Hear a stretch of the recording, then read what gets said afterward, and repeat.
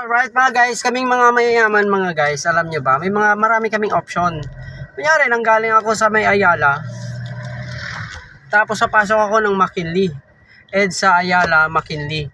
Ngayon, nakita kong traffic pala ang McKinley. Pupunta ako ng Manila Polo, tatagos ako ng Bayani Road.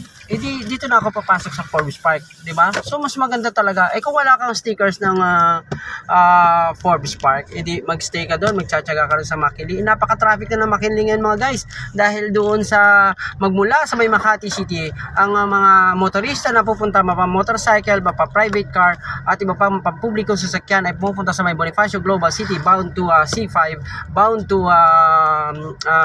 Pasig, Taytay, and then the rest of South Luzon Expressway and Quezon City. Diyan sila mag-alternate route.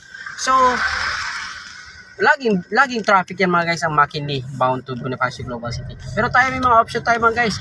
Pwede tayo mag Dasmariñas, pwede tayo mag Forbes Park. Ayan, marami tayong exit point. Ayan mga guys, tulad yan. Di ba? Tatagos tayo diyan, konti na lang. Alright? So konti na lang aking tatakbuhin dahil nakapag-shortcut na ako mga guys di ba? Ayan sila ni Sir. Sir! Diba? Tapos pagdaan ko dyan, kakanan na lang ako dito ng konti. Papasok naman ako sa Manila Polo. Manila Polo Club. Okay. Ayan diba? Traffic guys. Konti na lang malaki ang hinakbangan ko. Kaysa naman mag-i-stay ako doon. Mag-i-stay ako doon sa mula sa may EDSA, McKinley. Di traffic, diba? Ito, nag-shortcut ako dyan sa may Dasmariñas Village, sa may Forbes Park. Pagpasok ko dyan, malapit na. Paglabas ko nyan sa may isang gate ng Forbes Park, papasok na ako sa Manila Polo. Member ang, exclusive lang yan for member ang Manila Polo Club. Diba? Kaya papasok tayo dyan mga guys. Alright. Ano kaya tong bandila?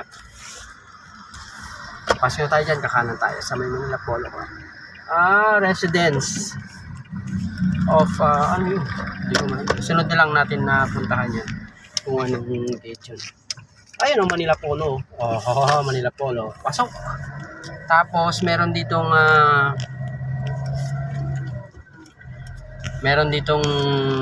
dalawang entry point sa security guard. Tingnan natin. Okay, papasok na tayo sa Manila Polo Club. Thank you for watching guys, have a good day. Ayan guys. Uy, may barrier. May boom barrier, Tingnan nyo guys, Pasok! Bumukas siya ng kusa sa aking maraming naglilinis. Maraming kabayo dyan, Kapag dito kayo pumasok sa may mga guys, Manila Polo, kapag nagkataon na mayroong kabayo na dumadaan, always priority yun mga guys The horse have always the right of way. Kaya huwag kayong makipagsabayan, huwag yung businahan ng kabayo kasi lugar nila to pwesto nila to diba? Teritoryo nila to. Okay mga guys, maraming salamat. Ito na ang Manila Polo. Alright, have a great day. Daming kabayo doon sa lubong. Thank you for watching.